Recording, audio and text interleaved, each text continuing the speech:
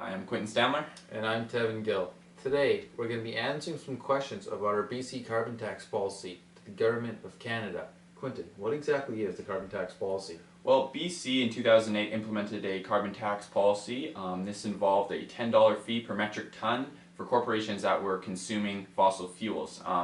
From 2008 to 2012, that policy had an increase of $5 per metric ton, resulting in 2012 a final fee of $30 per metric ton. We're proposing that that gets implemented to the rest of Canada to see the benefits. What exactly are the benefits in BC and how can these be translated into the rest of Canada?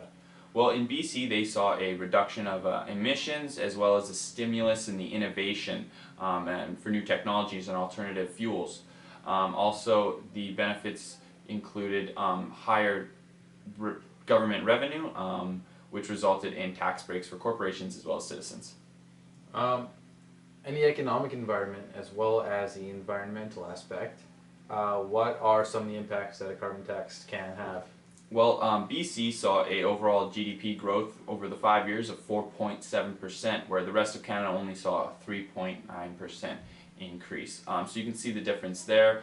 There are other factors that could have had its role in that, but analysts and statistics show that the tax policy was the driving factor. As for the environment, a reduction in fuel sales due to price increases have had an effect on the emissions in the form of reduction. As you can see here from the graphic, the revenue from BC's carbon tax is recycled back into the province.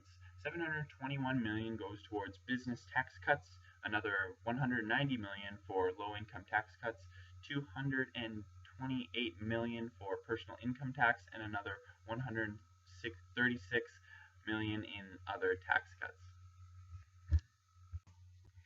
Here is BC's energy usage.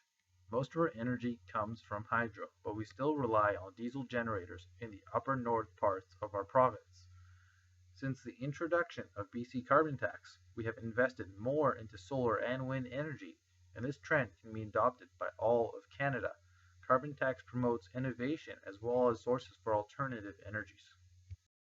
Hey Devin, so how does the carbon tax policy support alternative energy?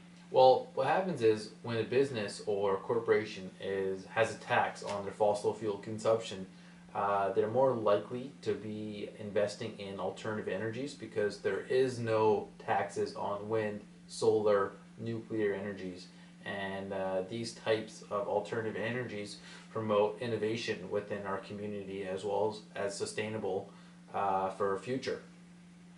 Okay, so what exactly does the proposal entail? What does it recommend?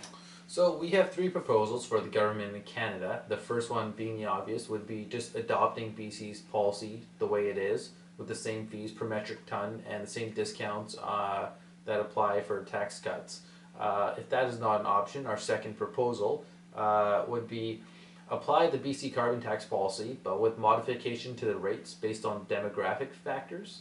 And our third proposal or recommendation would be adopt a policy that provides grants and tax cuts for businesses and consumers who participate in in clean energy programs and also reduce their carbon footprint.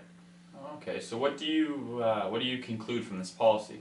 So basically, in a nutshell, what our policy here does is British Columbia's carbon tax policy has provided millions of dollars in tax cuts, has proven to be a great economic model, has environmental sustainability, and if the rest of Canada adopted what British Columbia is doing, we can be an innovator nationwide, globally, and a lot of other countries will look towards us, and altogether it's a very good policy that we do recommend the government of Canada should adopt.